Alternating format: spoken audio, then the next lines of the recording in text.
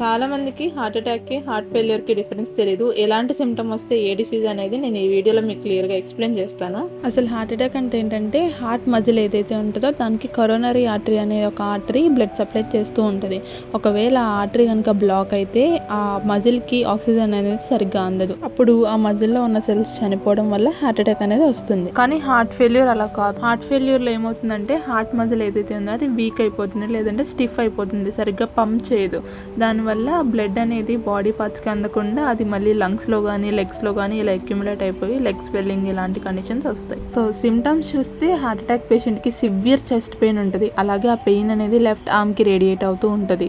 ఇంకా ఊరికే స్వెట్టింగ్ రావడము, లేదంటే నాజియా ఫీలింగ్ ఉంటుంది. ఇది ఎమర్జెన్సీ సిచ్యువేషన్ కాబట్టి సడన్ ఆన్సెట్గా వస్తుంది అనమాట. కానీ హార్ట్ ఫెయిల్యూర్ అలా కాదు. హార్ట్ మజిల్ అనేది గ్రాడ్యువల్గా వీకెన్ అవుతూ ఉండడం వల్ల వీళ్ళకి షార్ట్నెస్ ఆఫ్ బ్రీత్ ఉంటుంది. ఎందుకంటే ఫ్లూయిడ్ అనేది లంగ్స్లో అక్యుములేట్ అవ్వడం వల్ల. ఇంకా లెగ్ స్వెల్లింగ్ ఉంటుంది, నీరసంగా ఫెటిగ్ ఉంటుంది. వాళ్ళు ఎప్పుడైనా పడుకున్నప్పుడు చాలా కష్టంగా అనిపిస్తుంది. ఇది స్లోగా వస్తుంది కాబట్టి ఇలాంటి కైండ్ ఆఫ్ కండిషన్స్ మనం చూస్తాం వీళ్ళకి. హార్ట్ అటాక్ అనేది ఎమర్జెన్సీ కాబట్టి దాని ట్రీట్మెంట్ అనేది ఇమీడియట్గా జరగాలి.